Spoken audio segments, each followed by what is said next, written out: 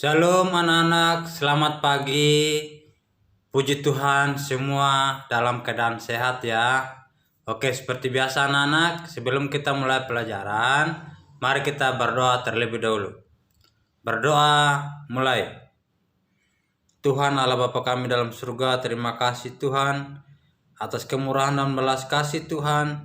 Terima kasih atas penyertaan dan perlindungan Tuhan, sehingga kami hari ini boleh mengikuti pelajaran dalam keadaan sehat. Kiranya roh hikmat, pengetahuan, dan pengertian daripada Tuhan tercurah ke setiap anak-anak ini Tuhan, sehingga mereka boleh mengerti dan memahami apa yang mereka pelajari hari ini.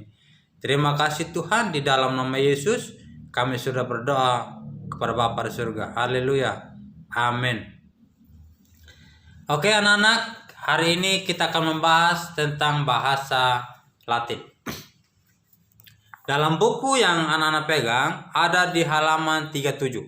Ayo semua kita buka halaman 37 ya. Mister ingin mengajak anak-anak semua untuk membaca bersama-sama, supaya anak-anak bisa mengerti. Oke, kita mulai membaca. Pada masa Tuhan Yesus dan gereja mula-mula, sebagian besar orang Kristen membaca terjemahan Perjanjian Lama yang berbahasa Yunani. Oleh karena itu, Perjanjian Baru ditulis dalam bahasa Yunani. Namun orang-orang Yahudi juga terus mencetak Perjanjian Lama dan dalam bahasa Ibrani. Perjanjian Lama dan Baru dalam bahasa Yunani juga terus dibuat oleh orang-orang Kristen seiring berjalannya waktu. Nah, anak-anak,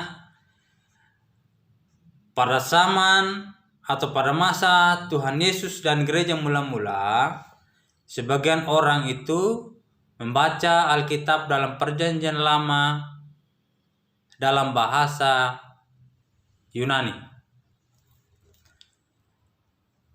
Dan oleh karena itu, supaya Alkitab itu terus diperbarui, orang-orang Yahudi terus juga mencetak Perjanjian Lama dalam bahasa Ibrani.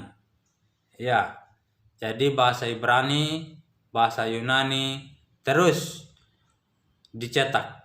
Jadi supaya Alkitab itu selalu ada. Ya, jadi Alkitab dalam bahasa Yunani, Alkitab dalam bahasa Ibrani tidak berhenti pada saat bahasa-bahasa lain muncul.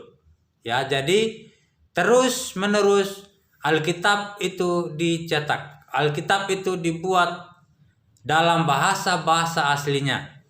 Sampai saat ini bahasa asli daripada Alkitab yaitu bahasa Ibrani, bahasa Yunani masih ada di orang-orang yang mengerti arti dari bahasa-bahasa itu. Nah, di bawahnya itu ada tulisan Latin adalah bahasa utama dari kerajaan Roma. Ya, ingat anak-anaknya, lebih dari 200 tahun setelah masa Yesus Kristus. Kurang lebih 200 tahun setelah masa Yesus Kristus, banyak orang di kerajaan Roma berbicara bahasa lain. Nah, secara bertahap, ingat anak-anak, secara bertahap bahasa Latin menjadi bahasa setempat di Roma. Jadi, para penerjemah lain membuat cetakan Alkitab dalam bahasa Latin. Nah, itu kembali lagi anak-anak, penerjemah. Penerjemah sangat diperlukan, penerjemah sangat dibutuhkan untuk menerjemahkan Alkitab dalam bahasa lain ke bahasa yang lain, sehingga orang-orang itu bisa mengerti dan bisa membaca Alkitab mereka sendiri. Sama dengan kita juga di Indonesia. Jika Alkitab belum diterjemahkan oleh penerjemah dari bahasa aslinya ke bahasa Indonesia, maka kita juga tidak bisa membaca Alkitab kita kita tidak bisa mengerti, kita tidak bisa memahami apa yang ada dalam Alkitab. Tetapi karena adanya penerjemah, Tuhan memakai penerjemah-penerjemah untuk menerjemahkan Alkitab ke bahasa kita. Ya, jadi kita boleh membaca, kita boleh mengerti, kita boleh memahami Alkitab kita yang kita baca setiap hari itu karena ada penerjemah. Ya, ingat ya anak-anak ya. Nah, bahasa Latin digunakan kurang lebih 1000 tahun. Ya, lama ya anak-anak ya. Bahasa Latin digunakan kurang lebih 1000 tahun. Sebagian orang Kristen berbicara bahasa lain. Ya, setelah 1000 tahun bahasa Latin digunakan dalam Alkitab, banyak orang-orang Kristen berbicara dalam bahasa lain lagi. Contoh, orang Kristen yang ada di Inggris. Bahasa setempat di Inggris adalah bahasa Inggris. Jadi, bahasa Inggris orang-orang Kristen tidak memahami, orang-orang Kristen di Inggris tidak mengerti bahasa Latin. Jadi, dibutuhkan lagi yang namanya penerjemah. Ya, ingat ya anak-anaknya, dibutuhkan lagi penerjemah. Penerjemah itu yang mengubah Alkitab yang tadinya berbahasa Latin ke bahasa Inggris. Sehingga orang-orang di Inggris boleh mengerti, boleh memahami, boleh membaca Alkitab mereka dengan menggunakan bahasa Inggris. Nah, pada saat itu di Inggris adalah raja yang berkuasa bernama Raja James.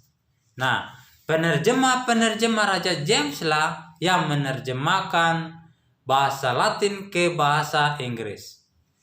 Dan Alkitab versi Inggris itu dinamai versi Raja James. Kenapa?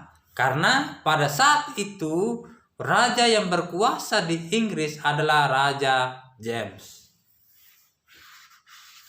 Nah, anak-anak, versi Raja James sampai pada tahun 1611, bahkan sampai saat ini, ya, dari tahun 1611 sampai saat ini masih banyak digunakan oleh orang-orang Kristen. Termasuk kita di Indonesia banyak yang menggunakan versi Raja James, ya, yang dikenal dengan King James Version. Ya, ingat ya anak-anak ya, King James Version. Ada Alkitab itu. Nah, anak-anak, di halaman 39 itu ada tugas.